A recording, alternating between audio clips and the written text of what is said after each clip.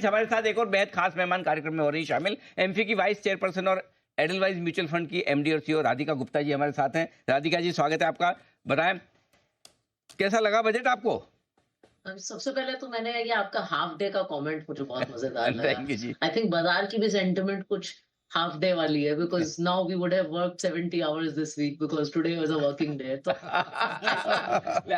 आप ऐसे ऐसे मत बोलिए राधिका जी, हमें 90 आवर्स तक पहुंचना है, अभी 70 तक ही पहुंचे हैं। हाफ डे जी बताइए बजट के बारे में आपका फर्स्ट रिएक्शन जी। इन द मॉर्निंग जब सबसे बातचीत हो रही थी तो सब कह रहे थे क्या होगा क्या होगा, कोई उम्मीद ही नहीं थी शायद इस जी। बजट से, बिकॉज लोग कह रहे थे क्या कर लेंगे। एंड आई थिंक जो हालात हैं, जहां इकोनॉमी आपकी स्लो डाउन कर रही थी, जहां मिडिल क्लास के लिए बहुत टाइम से ये एहसास था मंत्री कि जी कुछ किया नहीं इस्तीफा है देंगे क्या? आपने। And I think the word of the day is consumption. मेरे हिसाब से तो आज का वर्ड है कंजम्पशन के। आपने लोगों को पर्सनल टैक्स ब्रेक दिया है, बढ़ा दिया है। आई थिंक 7.5 से 12 तो बहुत बड़ा ब्रेक है। इट्स अ बोल्ड मूव कि आप जाइए, कंज्यूम करिए, इन्वेस्ट करिए। तो I think that is the word of the day. और वो करते करते आपने फिस्कल डेफिसिट में लोगों को नाखुश नहीं किया। आई थिंक थोड़ा सा बाजार मैन्युफैक्चरिंग साइड पे और कैपेक्स पे थोड़ा सा कंप्लेन रहेगी बाजार की, but the word of the day for me is consumption. I think हालात को नजर रखते हुए ये सही डिसीजन है। तो ये मेरी समरी रहेगी।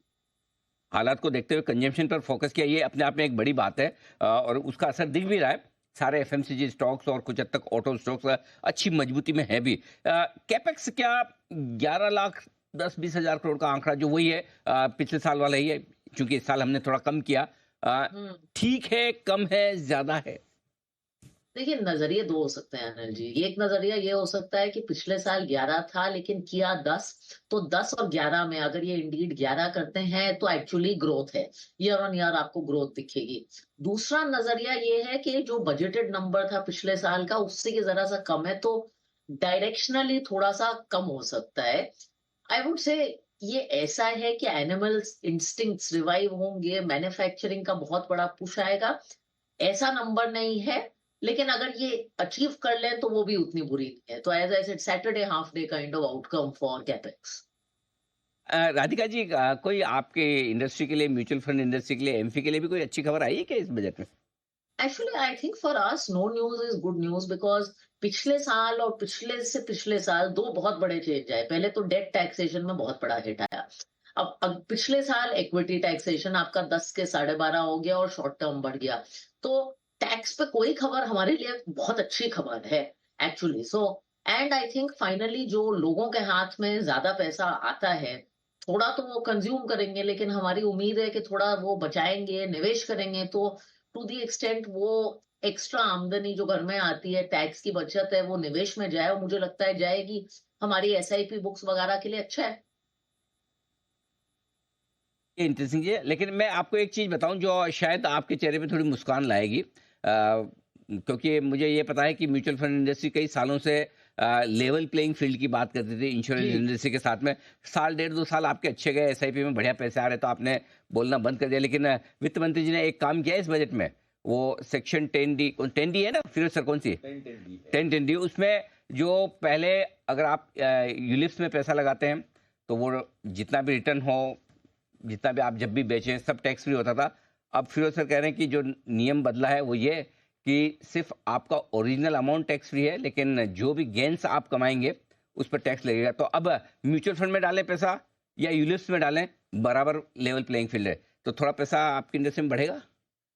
आई थिंक देखिए, टैक्स से पहले मैं हमेशा कहती हूँ, ऑफ कोर्स मेरा बायस है कि प्रोडक्ट बेटर देखना चाहिए, और मुझे लगता है इन्वेस्टमेंट प्रोडक्ट के मुताबिक जो फीस ट्रांसपेरेंसी म्यूचुअल फंड की है वो हमेशा से सुपीरियर थी। अब टैक्स में भी थोड़ी सी एक लेवल प्लेइंग फील्ड मिल गई है, तो एज हमेशा से था, और वो हमारी इंडस्ट्री के ग्रोथ नंबर्स में भी दिखता है एक्चुअली। वो हमारी एसआईपी बुक के नंबर्स में दिखता है, और जो भी अटेम्प्ट सरकार लेवल प्लेइंग की फील्ड के लिए कर रही है, इंक्लूडिंग दिस वन, हम तो हमेशा खुश ही रहेंगे। मैं इंसिडेंटली अनिल जी बहुत खुश हूँ, क्योंकि मेरा खुद का कंजम्पशन फंड का एनएफओ अभी चल रहा है, and this is a very pleasant surprise. हाँ हाँ जी, एक मिनट राधिका जी, जी जी। और थोड़ी क्लैरिफिकेशन आई है। हाँ हाँ इसमें इन्होंने क्लैरिफाई किया है कि 2.5 लाख के ऊपर वालों की जो टैक्स है वो कैपिटल गेन है। तो मैंने 2 लाख का जो एग्जांपल लिया था हाँ हाँ वो वैलिड नहीं है। मतलब? अगर 3 लाख हो हाँ तो ऑलरेडी वो 1010D में नहीं था। ओके उसकी कैपिटल गेन आएगी या other sources, income from other sources आएगी, ये डाउट था। हाँ उन्होंने कैपिटल गेन करार दिया गया अच्छा है। तो थोड़े सा टैक्स कम लगेगा, हाँ ये कह सकते हैं। अदरवाइज अगर आप अदर सोर्सेज मानेंगे तो आपको मार्जिनल रेट से देना पड़ता। करेक्ट। अगर आप कैपिटल गेन मानेंगे तो या तो शॉर्ट टर्म या लॉन्ग टर्म होगा, राइट। तो थोड़ा सा हल्का सा रिलीफ दिया है। रिलीफ दिया है। हाँ वैसे राधिका जी तो कहाँ मांग रही हो, तो कह रही म्यूचुअल फंड तो फर्स्ट क्लास चल ही रहा है, उनको कोई ऐसे राधिका जी सब तो बढ़िया है आपके लाइफ में, बढ़िया फर्स्ट क्लास म्यूचुअल फंड बढ़िया कर रहे हैं एकदम। हाँ नहीं नहीं, तो ये तो अच्छी बात है। देखिए I think economy has to get back on track. बाकी तो आई थिंक मार्केट ने पिछले 3-4 साल में बहुत अच्छा रिटर्न दिया है, म्यूचुअल फंड में बहुत अच्छा पैसा आया है। अगर आप मेरे से पूछे Anil ji, it's a sensational thing to say एक दिन 25,000 करोड़ की SIP book by the end of the decade 1 lakh crore की हो जाएगी। तो आई थिंक इंडिया की स्ट्रक्चरल स्टोरी में कभी कोई प्रॉब्लम नहीं थी, ना म्यूचुअल फंड की। हियर एंड नाउ का थोड़ा सा स्ट्रेस चल रहा था इकोनॉमी का, एंड ये एड्रेस करने की कोशिश की। And I repeat, tax stability बहुत अच्छी चीज है, मैं हर साल ये कहती हूँ। नहीं तो मुझे हर साल डर लगा रहता है कि और क्या आएगा। ये बात तो सही है आपकी। ये स्टेबिलिटी दी है। और थोड़ा इसे आप क्या कहेंगे, समय की जरूरत थी या बोल्ड स्टेप की, सीधा 12 लाख ही कर दो, छोटा मोटा टेक्निक करने के बजाय कि भाई हाँ इस बार देना है तो थोड़ा दिल खोल के देना है। एक्चुअली मुझे तो लगता है बोल्ड स्टेप की ही जरूरत थी। इनफैक्ट मेरा तो आर्ग्यूमेंट था कि ये भी दे सकते थे, जो आपका real estate for instance interest income पे भी 2 लाख है, वो अब 2 लाख बॉम्बे, दिल्ली, बेंगलोर जैसे शहर में क्या इंटरेस्ट होता है। तो ये सारी चीजें बहुत पुरानी है, इनको बोल्ड तरीके से रिवाइज करना चाहिए। मेरी उम्मीद थी कि 10 लाख करेंगे, इन्होंने 12 कर दिया है, तो एक्चुअली काफी बड़ा नंबर है। इंक्रीमेंटली आप कर नहीं सकते, उससे कंज्यूमर को ये लगना चाहिए कि यार मेरे हाथ में पैसे आए हैं, तभी वो जाके कुछ बाजार में कंज्यूम करेगा, निवेश करेगा, कुछ करेगा। तो कंजम्पशन को बढ़ावा देने के लिहाज से ये जो पैसा रिलीज किया गया वो बेहतर है। 25,000 करोड़ की SIP आ रही। वैसे आप जो कह रहे थे कि काफ़ी ठीक है, मैंने आज सुबह एक बिग बजट आइडिया मैंने एक ही दिया था, सिर्फ एक दिया था। मैंने कहा था कि भाई जो भी आज से नई SIP शुरू करे, 10,000 हो, 5,000 हो, 25,000 हो, जो भी वो वित्त मंत्री जी डिसाइड करें कि उन्हें कितने अमाउंट तक की देनी है। से साल की 2 लाख, 1.5 लाख, 3 लाख रुपए तक की जितनी भी SIP हो, 3 साल का मिनिमम पीरियड लॉक इन कर दे कि 3 साल तक के लिए आपको SIP कंटिन्यू करनी है, टैक्स में छूट, हाँ, इसमें टैक्स लगेगा नहीं SIP पे।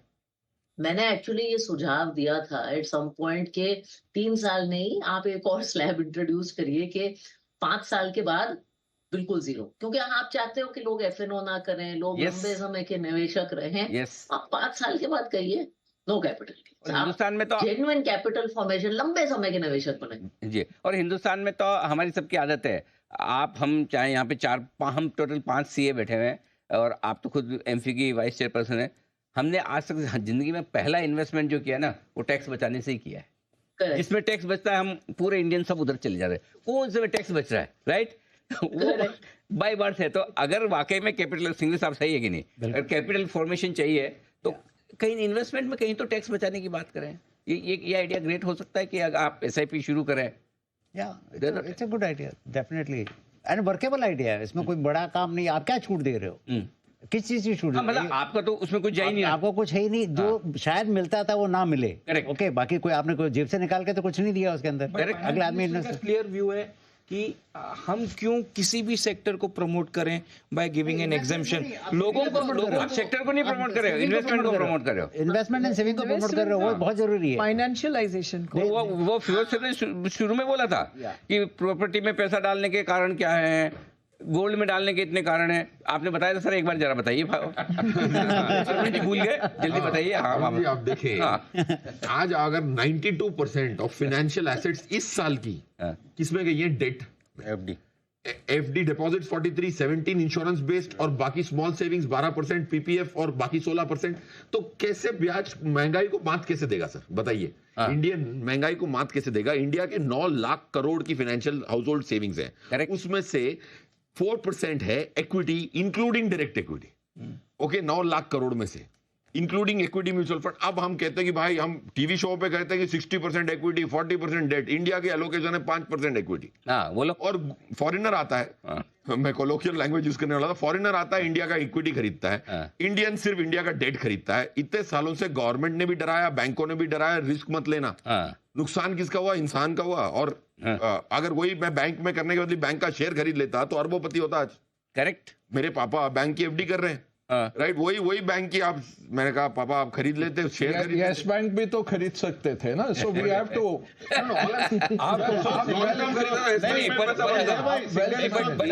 when he talk about equity is not talking about single stock। आप करो बैंक एफडी में पैसा डालते, आप बैंक एफडी में पैसा डालो, चलो वो करते आप, उसका ब्याज अगर आप इक्विटी म्यूचुअल फंड में डाल देते ना, आपका डबल डिजिट रिटर्न हो जाता, कैपिटल का नुकसान नहीं होता है। क्या बात है, कमाल कर बैंक में भी परपेचुअल बॉन्ड वालों का नुकसान हुआ, 8,000 करोड़ राइट ऑफ इक्विटी के नहीं हुए, फिक्स डिपॉजिट के परपेचुअल बॉन्ड वालों के हुए हैं।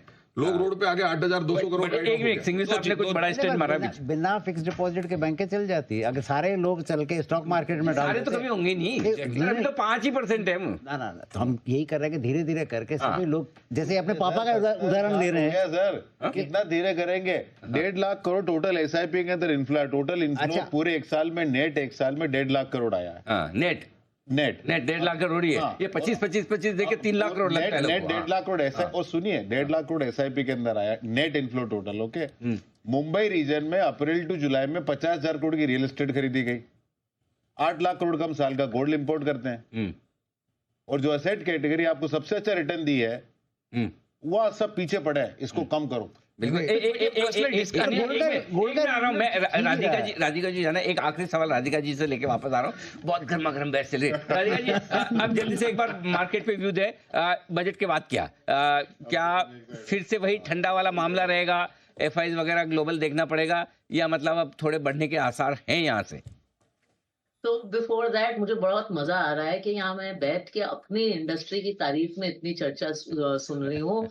तो फिरोज और विजय को मेरी तरफ से बहुत हेलो, और बस ये कहना चाहती हूँ, then I will answer your question Anil ji, कि ये सब करने के बाद हिंदुस्तान में सिर्फ 5 करोड़ इक्विटी निवेशक हैं, करीब 20 करोड़ ड्रीम 11 करते हैं, और 50 करोड़ लोग जोमेटो और अमेजॉन प्राइम और ऐसी चीजें करते हैं। और पिछले 3 महीने में एफआईआईज ने 1 लाख करोड़ से ज्यादा पैसा निकाला है इस देश से।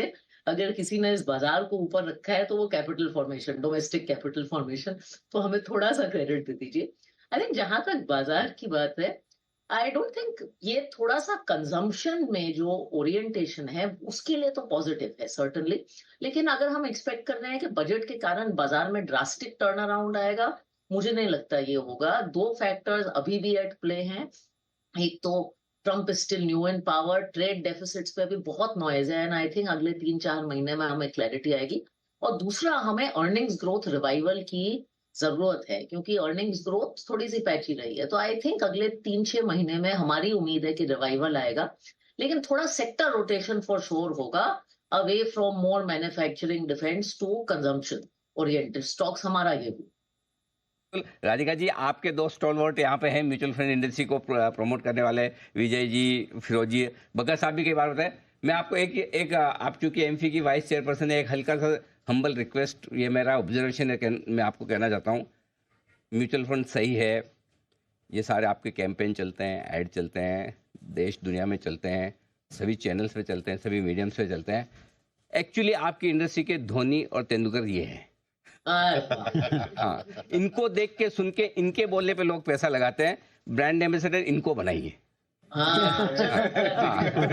ये मेरा हम्बल रिक्वेस्ट है, सबमिशन है। जो लोग, आज मैं आपको बताऊं सर, मैं 97-98 में म्यूचुअल फंड को बोलता था कि मैं 12 चेक आपको देना चाहता हूं, आप हर महीने डाल देना। बोले हम आपके चेक नहीं रख सकते, हम तब एसआईपी करना चाहिए। उस जमाने में एसआईपी का शब्द नहीं होता है, मतलब मैं अकाउंट पे ही करके दे रहा हूँ भाई, आपके फंड का नाम लिख के दे रहा हूँ, कहाँ जाएगा check? No no no no, हम नहीं कर सकते।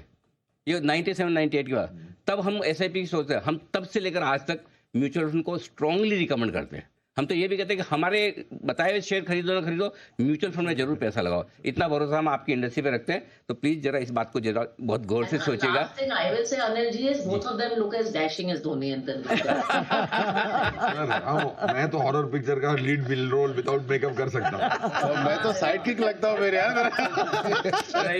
नहीं, देखिए क्या है कि वो कहते हैं कि पुरुषों का टैलेंट ज्यादा देखा जाता है। हाँ, समझ तो गए होंगे आप। बहुत बहुत धन्यवाद हारिका जी, आपने समय दिया, डिटेल में हमसे बातचीत की बजट के बारे में। थैंक यू सो मच, बहुत बहुत शुक्रिया आज आपका। इस बीच बाजार थोड़ा नर्वस हो रहा है, मजा नहीं आ रहा बाजार को।